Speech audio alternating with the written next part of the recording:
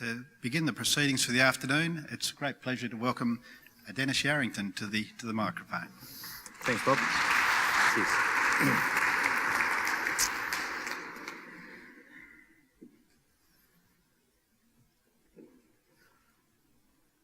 Okay, good afternoon, and thank you for coming back after lunch. The temptation to wander the shops, go get some fresh air, and come back. You are certainly conference junkies. And I think we probably need a few more of you. So when you go back to your schools, talk about the opportunities to network, to talk, to be challenged, and to obviously hear ideas. And I'm just amazed at what I've already heard today. So I'm thinking, what else can I add to what's already there? And I'm thinking, hang on, I'm a believer. And I believe that we all have a message and we all have something to share.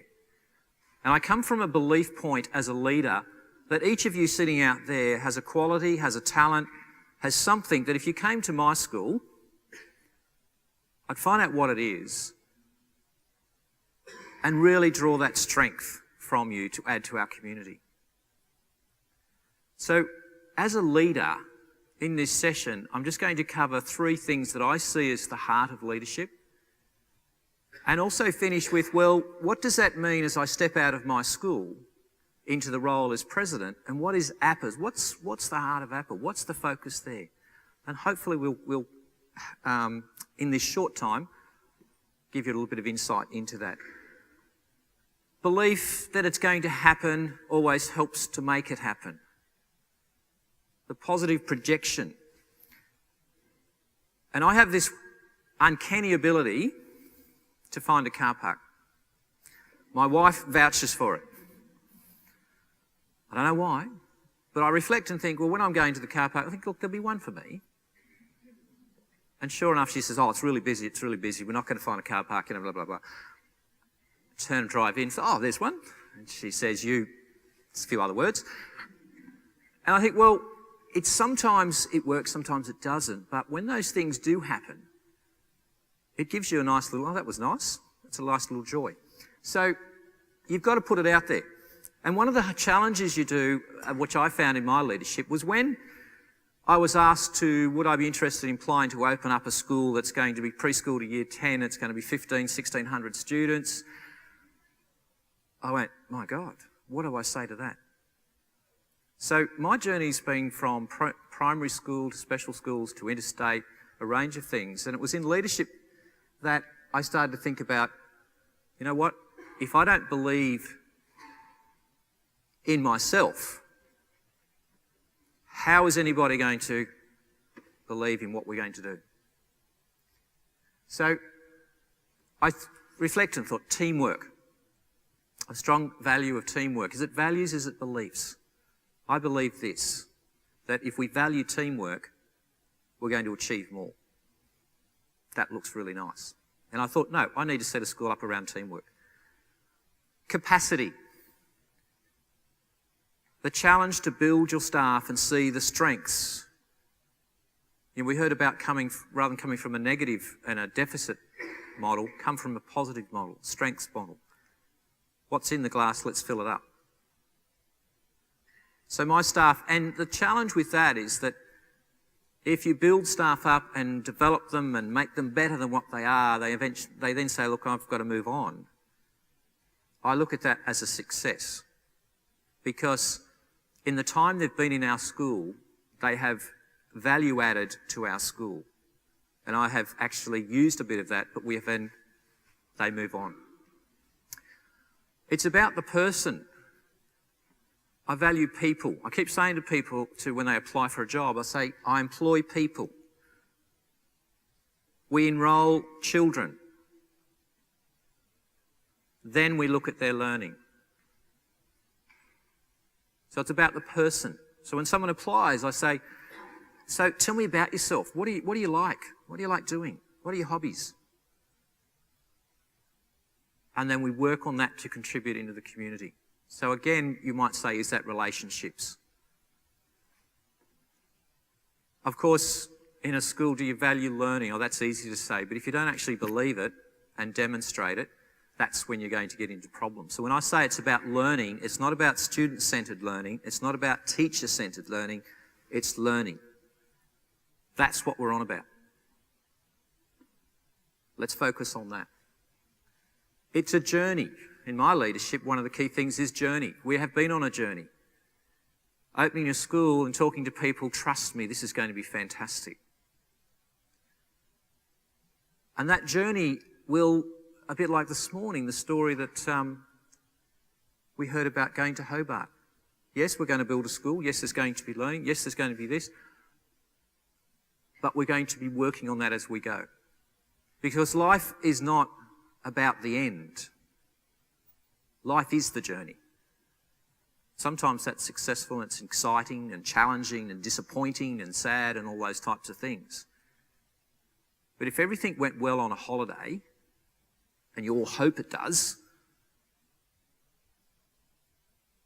when we arrived in Barcelona for a 2-week, and then we were going on a 2-week trip around Mediterranean.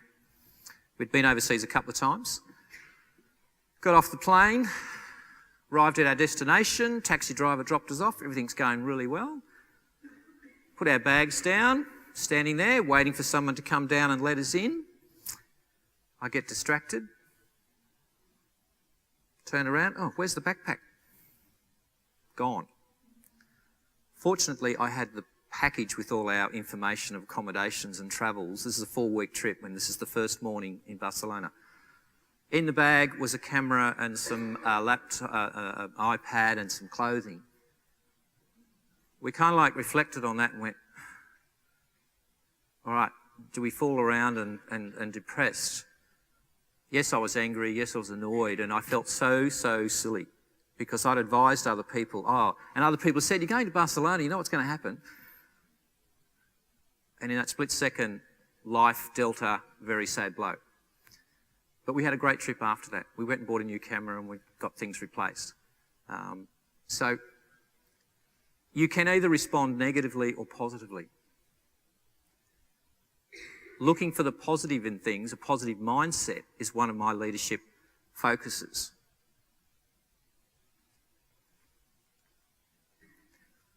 Thinking. The heart of leadership is having time to think. It's not about going and overthinking. But as a leader, it is taking some time, either by yourself, going for a run, that's what I usually do, or go and work in a garden where you are having space from all the distractions that are going on around you. And so the heart of me of leadership is having that time to reflect and think. And in that calmness, we've heard about the walk in the desert, that sometimes you've actually got to go to a place where your mind can rest and suddenly the ideas start flowing. Being calm is something I really think is really important in leaders, especially in busy schools and large schools, and you probably already do that. Some people say, Dennis, you're so calm, what's going on? And it's about how you work from in here to work out there. And that's related to that importance. And I'm sitting there with the sunset, or it could be a sunrise. Because what's important in life? And I keep saying to staff when they come in and, this is really happening, I say, hang on. Can I say this to you? When that sun doesn't come up over in the east, do you think then maybe we've got a real problem? So what's the category here? Let's our response match what we need to do. And what's important? So the key for me is knowing what you want. And when the director said, so Dennis, what do you want for this school? I could come back after reflecting and thinking and say, well, I want a school that's going to be inclusive, it's going to be positive, we're going to have learning, kids are going to be engaged, it's going to be a community, there's going to be fun and learning, there's going to be excitement, there's going to be an uneasiness and frustration of when learning gets hard, and I say to the kids, are you feeling comfortable? And they said, oh, no, well, you're not learning. Learning sometimes is uncomfortable until we get it. And it's okay. I want a school that's accepting and a sense of belonging. So, if you don't know what you want, which door are you going to open? And if you don't know what you want, how's your staff going to know? So that was a really important learning thing for me. Then the impact. And we heard about attitude, having a positive attitude. You drive up to the car park in the morning, you think, oh, I've got Mrs. Jones or Mr. Smith. How you walk into that interview, how you walk in there, again, we learnt about the presence, your body language. Now, if you come down and say, oh, great to see you, we're all here, sometimes it is a bit of a sage on the stage. And sometimes as a leader, we have to do that things. So let's get over this elephant in the room that have you got to act yourself? Sometimes you can't act yourself what you really feel, because that's not going to work in this situation. Acknowledge that's how you feel, but for this situation, this is what I've got to be. And I get really annoyed when you hear about the theories of leadership. You've got to be instructional, you've got to be transformational, you've got to have authority, you've got to do this. I'm thinking, hang on, let's just stop overthinking it. You know, as experienced principals, when your gut is telling you, I need to be like this now. And the role of principal in this attitude is that heart and the action. If it's not matching, they know you're being insincere. So yes, you've got to acknowledge that I'm feeling disappointed about this meeting coming up. But if I go in with a negative, depressed attitude, it's going to be a different meeting. If I go in with a meeting and say, okay, it's happened. What's our positive intention out of this? What do we really want? What can we do to make it better? Listen is what we always get told to do. So having this attitude and action needs to be balanced. So, positive.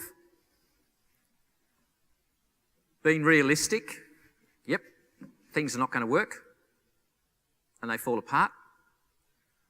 Even during this conference, there's some things we've had to deal with. And that's life. The other one is the challenge. And we heard a little bit this morning about taking risks. Just quickly, hands up. Who thinks that their attitude is more about, I'll seek forgiveness rather than permission? Yeah, we've got a few out there? Excellent. But that doesn't mean to say you're reckless. You know what the right thing to do in this situation is, but I'm not going to do all that paperwork because that's going to be a distraction. I had some students in year 10 last year.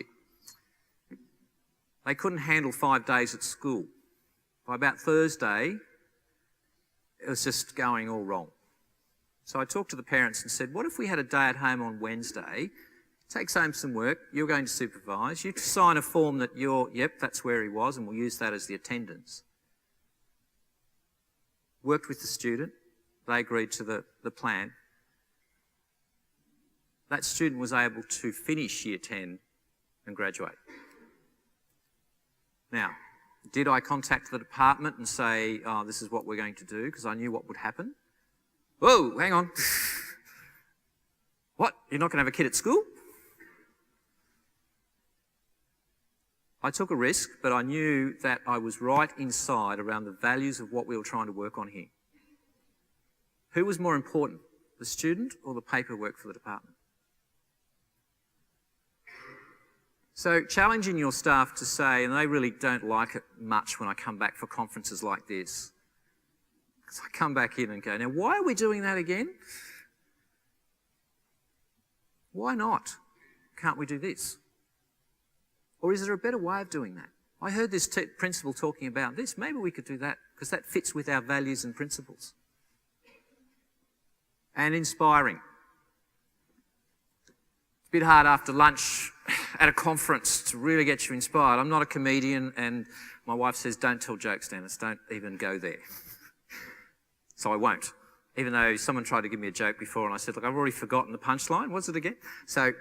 But you can inspire your staff without having to be the comedian or the one with the one-liners.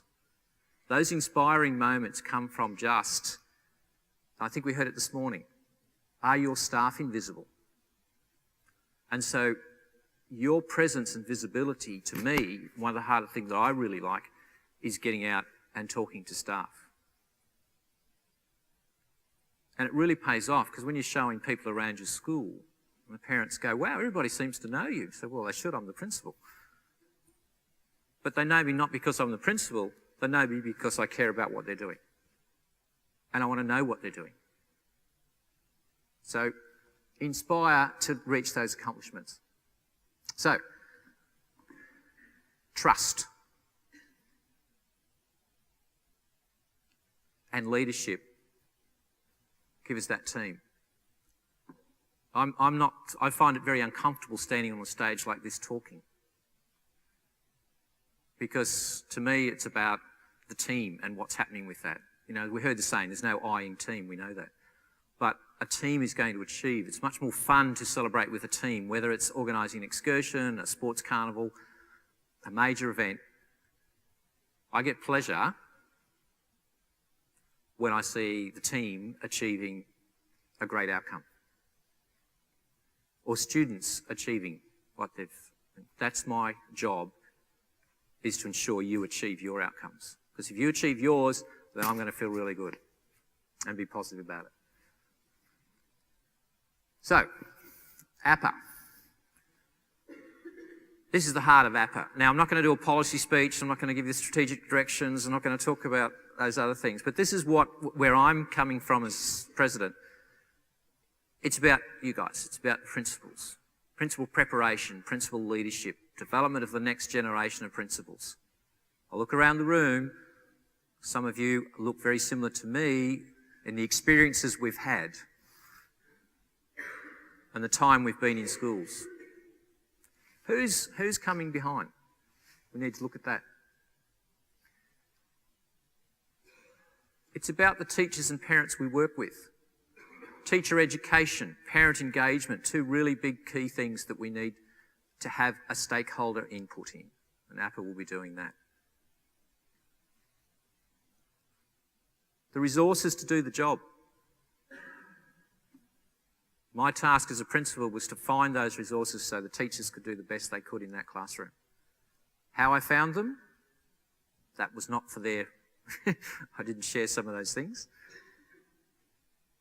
But my task was to be creative, be inventive, and make sure those resources were there. So we're going to be working on those resources for you guys. And the bottom line for me is, it's about the students. So let's put our ego aside. Let's put about, who's important here. And to me, I'll keep visiting the students. Put your hand up if your kindergarten class is your favourite class to go to when you need a break or you need a bit of inspiration. Aha, right. I'm just doing a little survey, and it's coming out that seems to be the number one.